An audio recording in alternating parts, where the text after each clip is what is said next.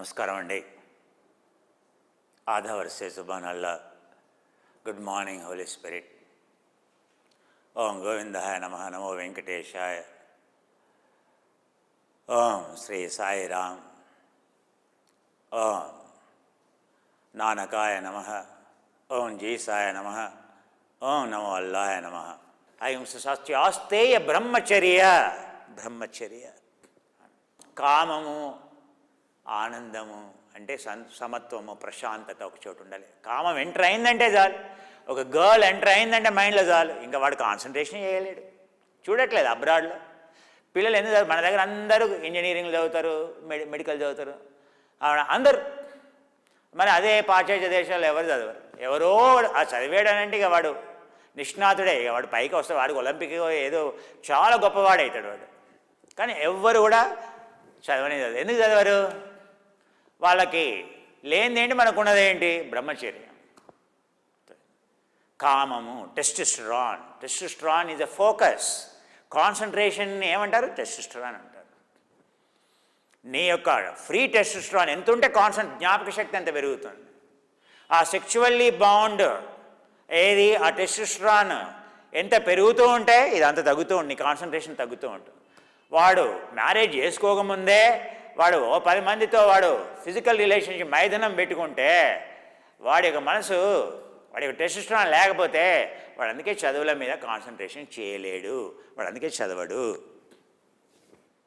మన దగ్గర కూడా మొదలే, అర్థమైందా? అందుకే చదవలేకపోతున్నారు పిల్లలు. అది కూడా చూస్తున్నాం. అండ్ రోడ్డు మీద పడుతున్నారు పిల్లలు. కామం అనేటువంటిది.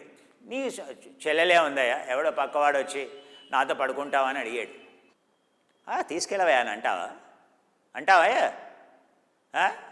కోపం రాదు? మరి నువ్వు ఎవరి ప్రేమలో అయితే పడుతున్నావు, మరి వాళ్ళు కూడా అంతే కదా, నీ చెల్లెలు లాంటి వాళ్ళు కాదా? కామం అనేది మైథునం వర్జిత కాయేన మనసేన వాచేన సర్వభూతేషు సర్వదా. అన్ని ప్రాణుల పట్ల కూడా మైథునాన్ని వదిలేయమని చెప్తున్నాడు. మైథునాన్ని వదిలేయమని చెప్తున్నాడు, కోరికనే వదిలేయమని చెప్తున్నాడు. కామం అంటే రెండు, ఒకటి కోరిక అని, రెండోది అవునా లస్ట్ అని, పిపాస అని. రెండు అర్థాలు, రెండు కూడా చెడ్డవి. అది దూరింది మైండ్లో అంటే చాలు, ప్రశాంతత పోతుంది. సమాధి ఇంపాసిబుల్, సమాధి రాదు, కుశలమైనటువంటి సమాధి రాదు, సమ్యక్ సమాధి రాదు. ఇది విక్షేపము. కోపం అనేది విక్షేపము. ఆస్తే ఏది, లోభం అనేది ఒక విక్షేపము. మనం యోగా ఎందుకు చేస్తున్నాం? విక్షేపము. బాహ్యాభ్యంతర విషయ ఆక్షేపీ చతుర్థ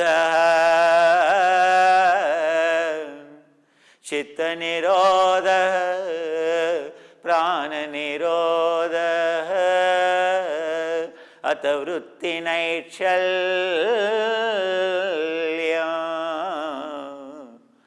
కుంభక సహజ కుంభక ప్రాణ సంయమా. ఆ వృత్తుల్ని నిరోధించటమే, ఆ విక్షేపాలని నిరోధిస్తేనే, ఈ చెడ్డ గుణాలని నిరోధిస్తేనే కుశలమైన సమాధి వస్తుంది. సమాధి వస్తుంది. నువ్వు మందు తాగితే, డ్రగ్ తీసుకుంటే, అవునా, సో దానివల్ల ఆ సమాధులన్నీ జాతి మంత్ర ఔషధ పుట్టికతో వచ్చేటువంటి సమాధులు. మెంటల్లీ మైండ్ సరిగ్గా పనిచేయకపోవడం వల్ల హ్యాండికాప్డ్ అయ్యి ఏది వచ్చేటువంటి శక్తులు, ఆ తర్వాత ఏది మంత్రాల వల్ల వచ్చేటువంటి సమాధులు, ఇవన్నీ కూడా, ఈ సమాధులన్నీ కూడా అకుశలమైనటువంటి సమాధులు. అవన్నీ సవికల్ప సమాధులు అని చెప్పట్లా, అకుశలమైనటువంటి సమాధులు అని చెప్తున్నాడు. ఆ సమాధుల వల్ల నష్టమే కానీ ఏమాత్రం మేలు కాదు. అందుకనే ఏం చెప్తున్నాడు పతంజలి? ధర్మ మార్గాన్ని అనుసరించు, ఇది సాధనా పాదం, యమ నియమ అనేది ఉంటేనే సమ్యక్ సమాధి వస్తుంది. యమ లేకపోతే there is no point in pursuing spirituality. ఆధ్యాత్మికతకి అర్థమే లేదు. నువ్వు స్పిరిచువాలిటీలో దూరడానికి అర్థమే లేదు, టెంపుల్కి వెళ్ళడంలో అర్థమే లేదు, మసీద్కి వెళ్ళడంలో అర్థమే లేదు, చర్చికి వెళ్ళడంలో అర్థమే లేదు, పూజ గదిలో దూరడానికి అర్హతే లేదని చెప్తున్నాడు. అర్హత ఏంటి? అర్హత ఎప్పుడు? యమ అనేది పాటించినప్పుడు. కామం అయిపోయిందా? చివరిది ఏంటి? ఆపరిగ్రహ, అంటే ఇంద్రియాలని నిగ్రహిస్తేనే కదా సమాధి వచ్చేది. ఇంద్రియాలని ఒకవైపు ఎంటర్టైన్ చేస్తూ, ఒకవైపు ఇంద్రియాలని కంట్రోల్ చేస్తాను, ఒకవైపు బయటికి పంపిస్తూ నువ్వు లోపలికి రావాలంటే అయితే బయట ఉంటాయి, లేకుంటే లోన ఉంటాయి. నువ్వు లోన ఉంటే దాని సమాధి అని అంటాం. నువ్వు వాటిని బయట ఎంటర్టైన్ చేస్తూ, బయటికి పంపిస్తూ, బయటి వస్తువుల మీద నువ్వు ధ్యానం చేస్తూ ఆపరిగ్రహ. నువ్వు దేనికో బానిస అయిపోతున్నావు. ఒక సీరియల్కి బానిస అయిపోతీవి టీవీలో, ఒక స్పిరిచువల్ డిస్కోర్స్కి అలవాటు అయిపోతాయి, ఒక పాటకి బానిస అయిపోతీవి. అది లేకుండా నిద్ర పట్టదా? కప్పు ఛాయ్కి బానిస అయిపోతీవి, కప్పు కాఫీకి బానిస అయిపోతీవి. ఒక సిగరెట్కి, ఆ సిగరెట్ ఏది పడింది లోపల పడింది, అవునా? సో మనకి మన బుర్రనే పనిచేయదే. కాఫీ పడింది, మోషనే బయటికి రాదా? ఒక కాఫీ ఏంటి, ఒక పెద్ద మనిషి ఏమిటి, ఆ చిన్న కాఫీ ఆ మనిషి యొక్క ఫేట్ని డిసైడ్ చేయడం ఏంటయ్యా? నీకు మోషన్ రావాలా వద్దా అని ఒక చిన్న కప్ కాఫీ డిసైడ్ చేస్తుందయ్యా, ఒక పఫ్ సిగరెట్ డిసైడ్ చేస్తుందయ్యా. దాని చేతిలో బానిసగా అయిపోయావు కదా. యజమానిగా ఉండేటువంటి వాడిని యోగి అని అంటాం. బానిసగా ఉండేటువంటి వాడు భోజనం దగ్గర బానిసనే, కూరల దగ్గర బానిసతత్వమే, అన్నీ అలవాట్లేనే, అన్నిటికీ అడిక్షనేనా. ఇంకా స్పిరిచువాలిటీకి అర్థమే ఉందయ్యా. అందుకే ఇంద్రియాలని నిగ్రహించేటువంటి వాడే యోగి అవుతాడు. ఇంద్రియాలకి ప్రతి ఆహారం, ప్రత్యాహారం, ప్రతి ఆహారం. వాటికి ఆహారం ఏంటి? కళ్ళకి ఎప్పుడు అందమైనటువంటి విషయాలే కావాలని కోరుకుంటాయి. చెవులు ఎప్పుడు కూడా మ్యూజిక్ కావాలి, రాక్ అండ్ రోల్, ఏం మ్యూజికా కోరుకుంటాయి. ఏదో ఒక మ్యూజిక్ అట్లా రాక్ అండ్ రోల్ మ్యూజిక్ నుంచి స్పిరిచువల్ మ్యూజిక్ ఏంట పెద్ద తేడా ఏమీ లేదు. పెద్ద తేడా అది కార్టిజోల్ ప్రొడ్యూస్ చేసేది, డోపమైన్ ప్రొడ్యూస్, రెండు డేంజరే. నీకు ఆ విషయం అర్థం కావాలి. అవునా? Transformation from one music to the other music is not called spirituality. చాలామంది అనుకుంటారు. అవునా? వాటిని పూర్తిగా నిగ్రహించడమే. అవునా? నిగ్రహించినప్పుడే ప్రత్యాహారం అని అంటాం. ఈ ఆపరిగ్రహం అనేది అసలే లేదు. 7 విశుద్ధుల్లో మొట్టమొదటి విశుద్ధి ఏంటో తెలుసానయ్యా? చిత్త విశుద్ధి, ఇంద్రియ విశుద్ధి, దిత్య విశుద్ధి, శీల విశుద్ధి. శీల అనేది యమ విశుద్ధి అనే దాంతోనే స్పిరిచువాలిటీ మొదలవుతుంది. ఆ తర్వాత ఇంద్రియ విశుద్ధి, ఫస్ట్ శీల విశుద్ధి, ఇంద్రియ విశుద్ధి, చిత్త విశుద్ధి, 4వది ఏంటి? దిత్య విశుద్ధి. ఈ 4 ప్యూరిఫికేషన్స్ ఈ 4 లేకుండా ఎన్లైటన్మెంట్ లేదు. యోగమాత్మ విశుద్ధయే. ఏంటి ఆ విశుద్ధులు? 7 రకాల విశుద్ధులు ఉంటాయి. ఆ 7 రకాల భూమికలు అంటాం. వాటినే ఆ విశుద్ధి భూమికలని అంటాం. మొదటి భూమిక, రెండో భూమిక, మూడో భూమిక అని అంటాం. అందుకే చెప్తున్నాను. అందుకే యమ అనేది ఎంత ముఖ్యమో చెబుతూ. స్పిరిచువాలిటీ అంటే యమ. అసలు యమ గురించి ఎవరు మాట్లాడట్లేదు. నువ్వు ఏదైనా ఆశ్రమానికి, ఏదైనా గురువుకి, ఏదైనా టెంపుల్కి వెళ్తున్నావని అంటే వాళ్ళు ఖచ్చితంగా ఇక్కడ నువ్వు యమ పాటిస్తేనే ఈ టెంపుల్లో నీకు అర్హత ఉంది ఎంటర్ కావడానికి అంటేనే ఆ టెంపుల్కి వెళ్ళాలి. అక్కడే ధర్మం ఉన్నట్లు లెక్క. ధర్మం అంటే ఏంటి? యమ నియమ ఆసన ప్రాణాయామ దాన ధ్యాన సమాధి, ఆ 7 భూమికలు ఎక్కడైతే ఉంటే దాన్ని సనాతన ధర్మం అని అంట. అది మాత్రమే మార్గం పరబ్రహ్మని చేరుకునేటువంటి విధానం. ఇవి లేకుండా దేవుడు క్షమిస్తాడు, దేవుడు నిజంగా క్షమించే దేవుడు మార్గాన్ని ఇస్తాడయ్యా. ఏం చెప్పాడు? ధర్మ సంస్థాపనార్థాయ ధర్మాన్ని ఇస్తాడు. ధర్మాన్ని నువ్వు అనుసరించాలి. ఆ బాటలో నడిస్తే నువ్వు గమ్యాన్ని ఏరుకుంటావు. నువ్వు అక్కడే కూర్చొని నువ్వు నాకు ఏది ఢిల్లీ రావాలంటే ఢిల్లీ వస్తుందయ్యా. నువ్వు ఢిల్లీకి ప్రయాణం చేయాలి ట్రైన్ ఎక్కి. ధర్మం అనేటువంటి వెహికల్ ఎక్కాలి. ఎక్కితే గమ్యాన్ని ఏరుతావు. అసలు ధర్మాన్ని పాటించట్లేదు, సాధనే చేయట్లేదు. ఇక్కడ కూర్చొని ఓ కృష్ణ కృష్ణ గోవింద గోవింద అంటే గోవిందుడు వస్తాడయ్యా. ఇక్కడ కూర్చొని జీసస్ అంటే వస్తాడయ్యా. మీ కథ చెప్తున్నాను యాక్చువల్గా. ఏం కథ చెప్తున్నాడు? ఆ పాస్టర్ కథ చెప్తున్నాను. సో ఆ పాస్టర్ ఏంటంటే ఈ యమాన్ని చక్కగా నిర్వర్తించాడు. మనలాగా దొంగ జపం చేయలేదు. మళ్ళా ఓవైపు అరుస్తూ, భార్య మీద అరుస్తూ, పెళ్ళాం మీద అరుస్తూ, ఆ తర్వాత ఓవైపు పిల్లల మీద అరుస్తూ, స్టూడెంట్ మీద అరుస్తూ, గవర్నమెంట్ని బ్లేమ్ చేస్తూ, టెంపుల్లో దూరి ఓహో నాకు శివభక్తి అవును చేసే అన్నీ కూడా అన్ని తప్పుడు పనులు. బట్ అబ్బో వల్లించేదన్నీ కూడా, దూరేదన్నీ కూడా టెంపుల్స్, చేసేవన్నీ కూడా తప్పుడు పనులు. మన వ్యవహారం ఇలాగే ఉంటుంది. కానీ ఆ పాస్టర్ ఆ వ్యవహారం అలా లేదు. ఆయన చిన్నప్పటి నుండి కూడా ఆయనకు బాగా తెలుసు ఇది ఇది చీటింగే అని తెలుసు. అందుకే బైబిల్ బాగా అర్థం చేసుకున్నాడు. కానీ ఆయన ఇగో యమ అనేది పర్ఫెక్ట్గా ఉంది. అందుకే ఎక్కడికి వెళ్ళాడయ్యా? నరకానికి వెళ్ళకుండా ఉండాలంటే ఈ 5 పనులు అంతే. చాలామందికి తెలియదు. ఏమనుకో, నేను ఈ మంత్రం చదివితే చాలు, పూజ గదిలో కూర్చొని ఇగో నేను ఈ పూజ చేస్తే చాలు దేవుడి దగ్గరికి వెళ్తానని అనుకుంటా. పునీత జననం పుణ్య, పాపానికి అడిగి వేస్తే వచ్చే. నువ్వు పాపం చేరుస్తూ ఉంటే, అబద్ధాలు ఆడుతూ, ఆ తర్వాత ఏది ఒకరి మీద అరుస్తూ, అవునా, అంత బాగానే దేవుడి ముందు అంత మన పిల్లల మీద ప్రమాణమే. ఇంట్లో పనిచేసే సర్వెంట్ ఏదో ఒక కప్పు పడేసింది ఇంట్లో ఏదో తెచ్చుకున్నావు నువ్వు, ఏది ఓ పెద్ద ప్లేట్ తెచ్చుకున్నావో, లేకపోతే పోర్సిలిన్ గిన్నె తెచ్చుకున్నావో, కాస్ట్లీ ఇటాలియన్ ఎక్కడో చైనాకి వెళ్ళావో, జపాన్కి వెళ్ళావో, ఏదో కొనుక్కొచ్చుకున్నావు, విలువైంది, అవునా, విలువైంది. అది అడిగి వేస్తూ ఇంట్లో పనిచేసేటువంటి ఆ అమ్మాయి పనిచేస్తూ కింద బడాలన పడిపోయింది. ఏమైందయ్యా? పగిలిపోయింది. ఏమంటాం? జనరల్గా మీరేమంటారు చెప్పండి? మీరేం వింటారో చెప్పండి? దరిద్రమా, నీకు తెలుసా అదెంత విలువ తెలుసా? దాని కాస్ట్ తెలుసా? అసలు ఒళ్ళు ఉందా? సోయి ఉందా?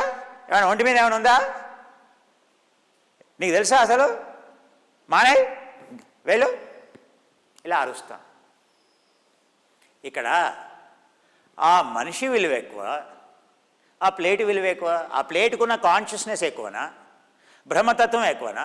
ఒక మనిషి, అది జంతువు కాదు, ఒక మనిషి, ఒక ఆత్మ ఉండేటువంటి పంచకోశాలతో కూడినటువంటి ఒక మనిషిని ఆ విధంగా ఒక ప్లేటు అక్కడ పడిపోయింది. ఏంటయ్యా? బోడి ప్లేటు, పోర్సిలిన్ ప్లేట్ అయ్యా, అది పడిపోయింది. ఆ ప్లేట్ పడిపోయింది, పగిలిపోయింది. నువ్వు తిట్టేది ఎవరిని? ఒక ఆత్మతో ఓడినటువంటి ఒక వ్యక్తిని తిడుతున్నాను. అసలు ఆ మాత్రం కూడా మానవత్వం ఎక్కడ ఉంది? అసలు నీకు అర్థమైంది దేవుడు అంటే ఏంటో? అసలు మనిషిని తిట్టొచ్చా? మనిషి ఏంటయ్యా? పరబ్రహ్మ స్వరూపం. దానికంటే తక్కువది చాలా. ఏది, నీ కారు డ్యామేజ్ అయినా, నీ వెహికల్ డ్యామేజ్ అయినా, నీ వాచ్ పోయినా, వాచ్ ఇంట్లో ఎక్కడో పెట్టి మర్చిపోయావు ఒక వస్తువు, ఏది ఆ వాచ్ ఎక్కడో పెట్టి మర్చిపోయావు, లేకపోతే ఏదో ఎక్కడో పెట్టి మర్చిపోయావు, వెంటనే ఏమంటావు? ఏమే తీసావా? వెంటనే పని మనుషుల్ని ఏమే తీసావా? ఎంత పాపం అయ్యా! మనిషి అయ్యా, నీ బోడి వాచ్ విలువ ఎంతనయ్యా? అంటే నీకు సొమ్ములు, నీకు మెటీరియలిజం పెరిగింది. కానీ అసలు మెన్ వర్సెస్ మెటీరియల్, వస్తువులు వర్సెస్ మనుషులు, ఒక ప్రాణం ఉండేటువంటి జీవికి ప్రాణం లేనటువంటి దానికి నీకు వ్యత్యాసం తెలవనప్పుడు నువ్వు ఏ విధంగా స్పిరిచువల్గా ఎదిగేవయ్యా? నువ్వు ఏ విధంగా పైకి వచ్చేవయ్యా? అందుకే మన పూర్వీకులు ఏం చెప్తున్నారు? కాళ్ళ మీద పడమని చెప్తున్నారు. సేవకుల యొక్క కాళ్ళు పట్టుకుంటే, మా గురువులైనటువంటి సత్యానంద సరస్వతుల వారు చెప్పేవాళ్ళు. నేను ఎప్పుడు చిన్నప్పుడు వెళ్ళాను ఆయన దగ్గరికి. చాలామంది వచ్చేది, బిజినెస్ పీపుల్ అంతా, మిలియనీర్స్. సార్ ఒక్కసారి మీ పాదాలు ఆయన అడిగేవాడు, మీ ఇంట్లో మీ సర్వెంట్ని ఎప్పుడైనా తిట్టారా? నేను ఆయన దగ్గర అన్ని సంవత్సరాలు సేవ చేశానండి, ఏ ఒక్కడు కూడా నేను తిట్టలేదని చెప్పలేదండి. ఏ ఒక్కడు కూడా తిట్టలేదని చెప్పలేదు. నువ్వు తిట్టావు కదా, పోనీ తిట్టావు. తిట్టిన తర్వాత వాళ్ళ కాళ్ళు పట్టుకున్నావా? పొరపాటు జరిగిపోయిందమ్మా, నువ్వు ఒక బ్రహ్మస్వరూపానివి, పరబ్రహ్మ స్వరూపానివి తల్లి. చాలా ఏదో ఉద్వేగంలో, ఏదో కోపంలో నిన్ను దూషించాను, నిన్ను అనుమానించాను, చాలా తప్పు జరిగిపోయింది, ప్రాయశ్చిత్తం చేసుకుంటాను అని నువ్వు కాళ్ళ మీద పడ్డావా అని అడిగితే ఏ ఒక్కడు కూడా సమాధానం చెప్పలేదు. అందుకే నేను ఆ సేవకుని కంటే తక్కువ స్థాయిలో ఉండేటువంటి సేవకుని, ఆ సేవకుడు నీకే సేవ చేస్తున్నాడు. నేను అందరిళ్ళల్లో పనిచేసేటువంటి వాడిని. నేను అందరిళ్ళల్లో పనిచేసేటువంటి వాడిని కనుక నేను ఇంకా తక్కువ సేవకుని. అందుకని నా కాళ్ళ మీద పడటానికి నీకు అర్హత ఎక్కడుందయ్యా? మీ ఇంట్లో పడేటువంటి సేవకునికి మీద పడితే, కాళ్ళ మీద పడి ఉంటే నేను పర్మిషన్ ఇచ్చేవాడు నా కాళ్ళ మీద పడటానికి. అంటే ఆశ్రమంలో ఉండేటువంటి, అదే చెప్పేది సత్యానంద సరస్వతి, ఇక్కడికి వచ్చి కాళ్ళు అంటారు, పాదకాలు అంటారు, ఇదంటారు, వీళ్ళ అహం ఎక్కడుందో చూడవయ్యా. ఇంట్లో ఉండేటువంటి వాళ్ళకి ఆత్మ అనేది ఇగో ఇక్కడ కనిపిస్తుంది నా దగ్గర, నా యొక్క వాళ్ళ హెడ్లో ఉంది, నా దగ్గర కనిపిస్తుంది. వాళ్ళ ఇంట్లో ఉండే సర్వెంట్కి ఆత్మ లేదా? వాళ్ళ పాదాలు కనపడట్లేదా? ఇక్కడ ఆశ్రమాల్లో సేవ అవునా, ఇంట్లో వేరే వాళ్ళు సేవ, ఇదే పుణ్యమయ్యా, ఇదేం కలికాలమయ్యా, ఇదేం భక్తి అయ్యా అంటే ఒక్కడు మాట్లాడితే ఒట్టు, మళ్ళీ మళ్ళీ నమస్కారం అనేటువంటి మళ్ళీ అడిగితే ఒట్టు. ఎందుకు చెప్తున్నానయ్యా, ఎందుకంటే మనిషి మానవత్వంతో కూడినట్టు ఒక ప్రాణం ఉండేటువంటి జీవికి ఉండేటువంటి విలువ, ఎన్ని జన్మల పుణ్యం చేసుకుంటే ఒక ప్రాణం ఉండేటువంటి జీవిగా పుట్టాలయ్యా. దట్టు జంతువునా అన్నారే, మనిషి ఎటువంటి వాడని జీసస్ ఏం చెప్తున్నాడు? Hate the sin, don't hate the sin. తప్పుని నిందించు, కానీ నేరగాడు ఎవరు లేరు. ఆ విధంగా ఉంటే అందరూ నేరం చేసాం కానీ పుట్టాను, తప్పు చేసాం కానీ పుట్టావు. నువ్వు తప్పు చేయకుండా నువ్వు పుట్టావు కదా అని చెప్పాడు. అది జీసస్ చెప్పినా, ప్రాఫెట్ చెప్పినా, రాముడు చెప్పినా, కృష్ణుడు చెప్పినా అదే. అంటే చెప్తున్నాం మన వ్యవహారం స్పిరిచువాలిటీలో ఎలా ఉంటుంది, మన యొక్క ఆధ్యాత్మికత ఏంటి, మన లోపల ఏం ప్రవర్తన ఎందుకు రాదు, మన అర్థమే వేరు, ఆధ్యాత్మికత అర్థమే వేరు. సో అందుకే యమ అనేది ఎవరైతే నిక్కచ్చిగా ఏ విధంగా పాటిస్తారో వాళ్ళు మాత్రమే స్వర్గానికి వెళ్తారు. ఏ స్వర్గానికి? భూర్భువస్వ వెళ్తారు. దానికి ఆపోజిట్గా ఎవరైతే కుశల కర్మలు చేస్తారో వాళ్ళు సువర్లోకానికి వెళ్తారు, లేకపోతే భువర్లోకానికి వెళ్తారు. నువ్వు తపస్సు చేసి మొదటి సమాధిని పొందితే అప్పుడు ఈ విశ్వం బయట ఉండేటువంటి మహర్లోకానికి వెళ్తాం. దాన్ని మహాగాయత్రి అని అంటాం. మహర్లోకానికి ఓం మహ, ఓం జన, ఓం తప, ఓం సత్యం అని అన్నామంటే ఏంటో తెలుసా? నేను సమాధి సాధన చేస్తున్నాను, కుశలమైనటువంటి ధ్యానం చేస్తున్నాను, ఆ సమాధి నాకు మొదటి సమాధి వచ్చింది అన్నప్పుడు ఓం మహ అనడానికి అర్హత ఉంది. రెండో సమాధి పొందినప్పుడు ఓం జన అనడానికి అర్హత ఉంది. మూడో సమాధి పొందినప్పుడు ఓం తప అనడానికి అర్హత ఉంది. నాలుగో సమాధిని ఆస్మితా సమాధిని పొందినప్పుడు నీకు అర్హత ఏముంది? ఓం సత్యం. ఎందుకు? ఆ విశ్వామిత్రుడు ఎందుకు ఇచ్చాడే ఆ గాయత్రిని?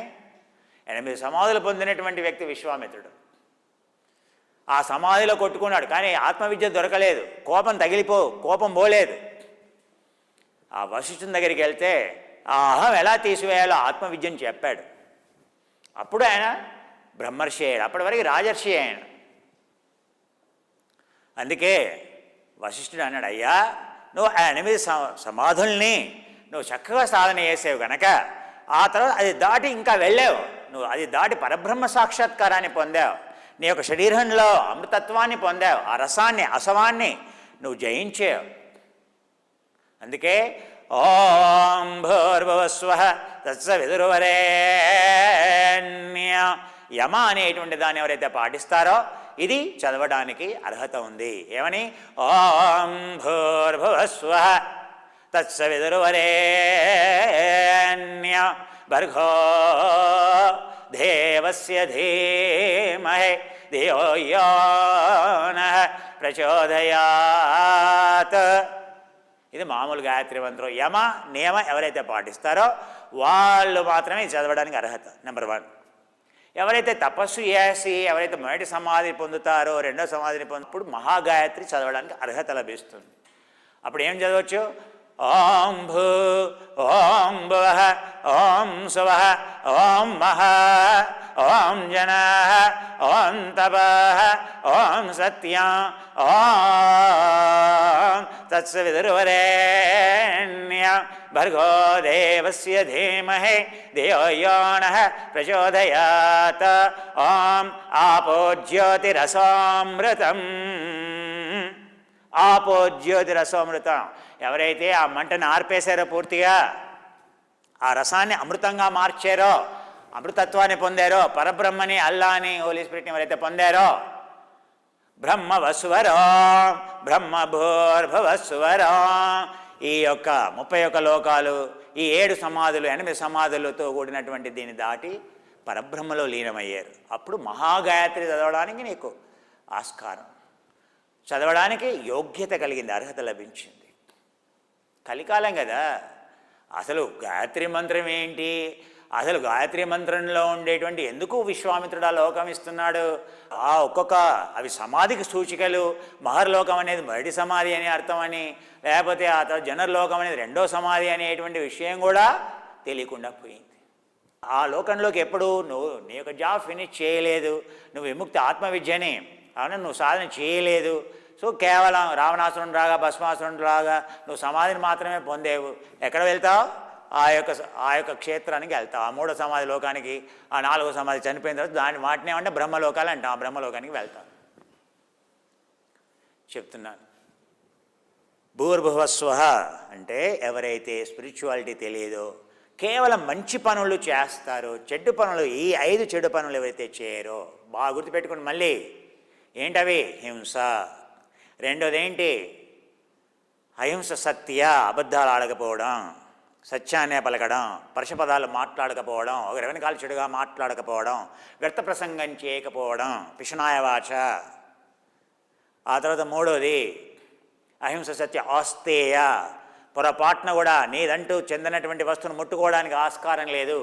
కరప్షన్ అనేది అసలు పనికిరాదు, పాపానికి అదే మూలం. అందుకే అస్సలు ముట్టుకోకూడదు.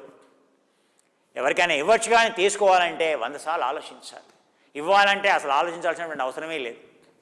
ఇది చాలా ముఖ్యం. మీ ఇంట్లో కూడా చెప్పిన మీ పిల్లల వస్తువును ముట్టుకోవడానికి కూడా నీకు అర్హత లేదు, వాళ్ళ పర్మిషన్ తీసుకోవాలి.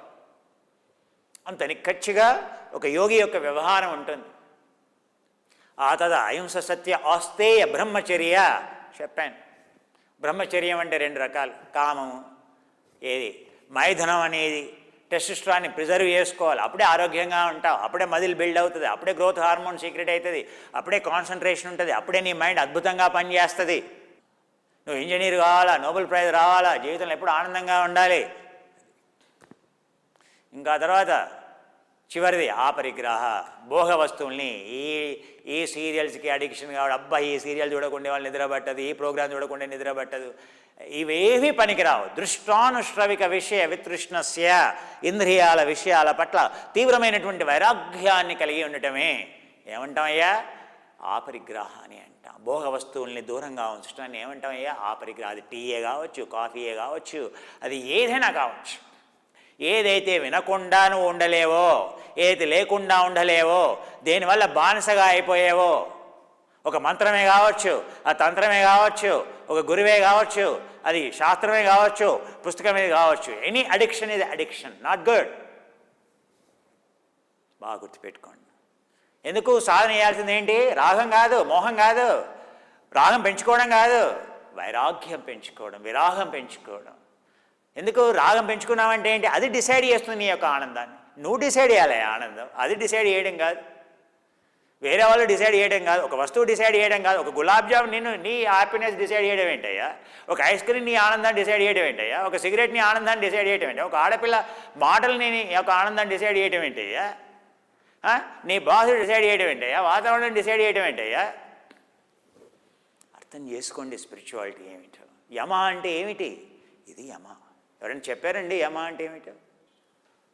ఇది ఒక ఇల్లు కట్టాలంటే పునాది లాంటిది. నువ్వు స్పిరిచువల్గా అంటే ఇది బేస్, ఇది ఫౌండేషన్ అని అంటాం. ఒక ఇంటికి పునాది అంటాం. ఇది లేకపోతే స్పిరిచువాలిటీయే లేదు. ఫౌండేషన్ లేకుండా ఇల్లు ఎక్కడ ఉంటుందండి? ఇల్లు ఎలా కడతావయ్యా? ఎలా ఎదుగుతావయ్యా? So, when you do the detox, a complete, all the digest proteolytic, proteasome, autophagy, lysosome, all kinds of enzymes should be there. So, this is the world's best, highest active enzyme complex it is. Okay. So, I want to show you what happens inside when you take. So, why you have to add? This is your staple rice, for example. So, what I do every day, evening curd rice. So, this is our latest digestive enzyme, you can see this. So, this much is, half a scoop of this comes to 500 mg, approximately 500 mg. So, one scoop may not even come 1 gram, okay. So, 500 mg. So, approximately it is 500 mg, for example.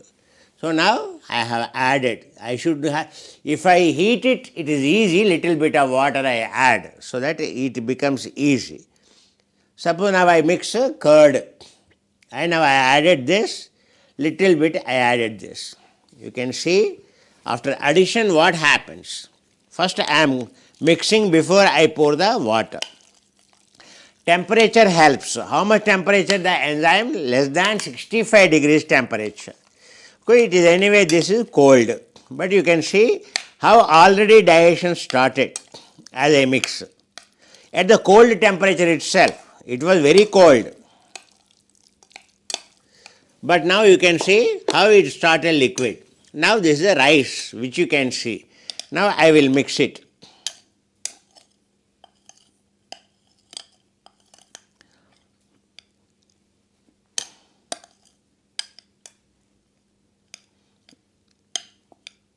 This is our rice. This is one of the best indigenous rice of the best quality. You want to control your diabetes, we have red rice. And so the jawar, ours is a jawar, a cereal, which is very effective in controlling your blood sugar. In the night you can have a jawar. So, it is a kind of a millet, okay. Now you can see, I will add, you can see already the water started. It just takes few minutes. Now this is a curd and this is a hot water. For cereal I add, even for this also I add. So temperature affects the digestive enzymes to work quickly, because inside your body almost 40 degrees temperature, right? So now into this first let us see how already it has become liquid. You can see cereal has become dry cereal. How cooked it is becoming watery. You can see clearly the more I am mixing, how it is becoming enzymatic. So what the Nobel Prize went, what are the root cause of all the diseases? Lack of enzymes. Lack of enzymes. You see now the cereal, how it becomes, how beautifully it becomes, you see.